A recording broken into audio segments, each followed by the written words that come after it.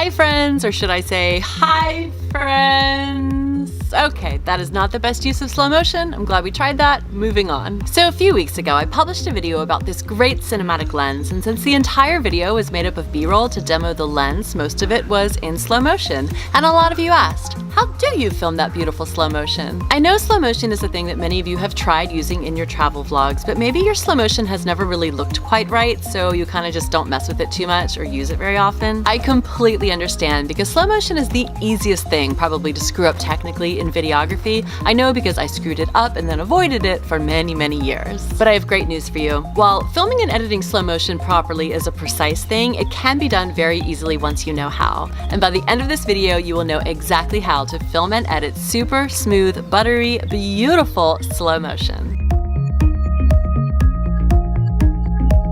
Welcome friends, I'm Alicia and this is AMA TV, where I publish travel videos and provide video production instruction so you can level up your travel vlogging skills. And adding slow motion clips to your travel vlogs is a fantastic idea. They really help to add variety to your body of shots, and they can bring more focus on the details of movement and just let the viewer absorb things, like moments. Precious little moments. Another great reason to use slow motion is that it's a bit of an image stabilization hack. So if you think about it, say you need 2 seconds of a really steady clip, some small detail that helps tell your story, but you're only able to hold the camera truly steady for say 1 second. It would be a great idea to take that 1 steady second and stretch it out into 2. But how do we do that? Now here's where things get technical.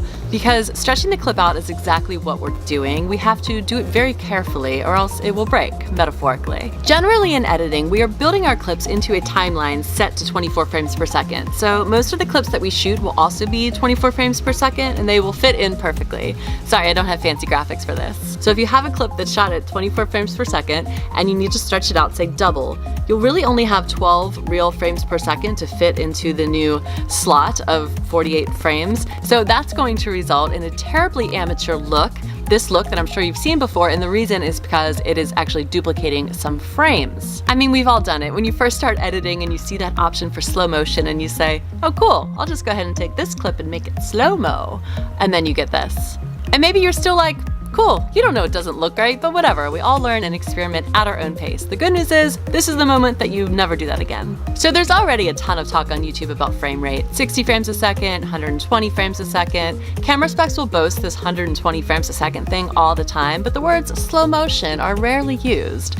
But I'm here to tell you that a higher frame rate is your ticket to gorgeous slow motion. And I should also say that the slow motion in this video is from a Canon M50 camera, so this camera's highest capability for shooting slow-mo is 60 frames a second, not 120. It's generally the top of the line Canons and pretty much all of the Sonys that have the ability to shoot at 120, and it's awesome. It's like the only thing that sometimes makes me want a Sony, but then other things don't, but that's a whole nother debate. 60 frames a second slow motion is still very cool, and it's a great place to start. Another cool thing is that GoPro has really mastered its slow motion offerings, and it can shoot all the way up to 240 frames a second. Now that is slow. So back to the process. In order to film slow motion, you want to set your camera to 60 frames a second or the highest frame rate possible. The setting for 60 frames a second on most Canon cameras will actually look like this in say 59. But now that you have that set, this is actually the part where a lot of people make mistakes. So you've heard that you should always set your shutter speed to double your frame rate. So if you're shooting at the standard 24 frames per second, then the denominator of the shutter should be 48, but since there isn't a 48, you're gonna set it to 1/50th of a second. Well, the moment you change your frame rate to 60, you must also remember to change your shutter speed. Since my Canon does not have a 1/120, I go for 1/125 and it works out well.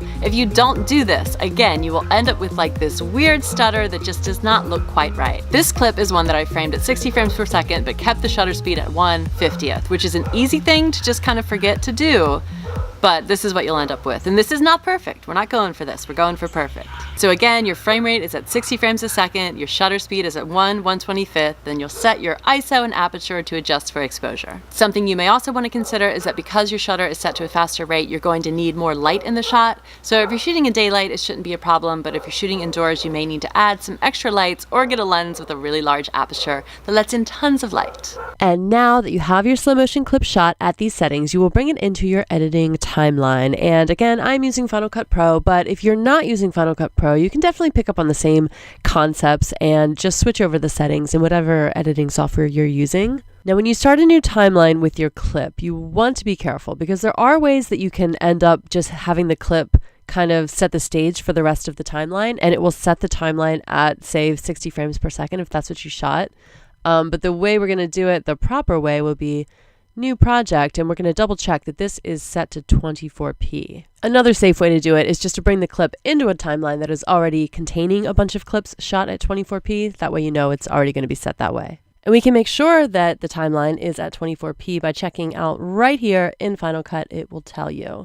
And just selecting a bit of this clip, we can also make sure that the clip is at 60 frames a second by looking over here in this inspector area. So if you're not sure whether you shot a clip at 60 frames a second, that's how you can find out. Okay, now that the 60 frames a second clip is in the 24 frames a second timeline, I can imagine that the way a lot of people would make mistakes next is in how you actually slow it down. So if you click this little time icon here, Final Cut offers up some options that can sound quite enticing, 50, 25, 10%, as if it's just an artistic preference. But actually, to get the perfect slow motion, you don't want to choose any of these. So let's do some math. If we've got the 60 frames a second clip squeezed into the 24 frames a second timeline, we do have enough frames available to stretch it back out, which will slow it down, and the abundance of frames will be enough to make it look nice. But it's important to know exactly how much to slow it down. So the math here would be 60 frames a second times what? X equals 24. Math is so not my thing, you guys.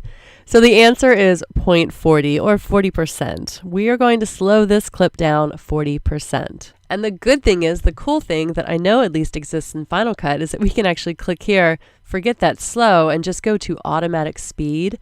So what that's going to do is it's going to take the clip and make it match the timeline, slowing it down the exact correct amount. And we are done. And then of course, if you're using a different editing suite where automatic speed is not an option, you would simply slow it down by 40%. The custom way to do it in Final Cut would be to go right into here, and we can actually do custom. So see, it's at 40%. So there you have it. I hope this tutorial was easy to understand and you guys can go out and start capturing some awesome slow motion footage right away.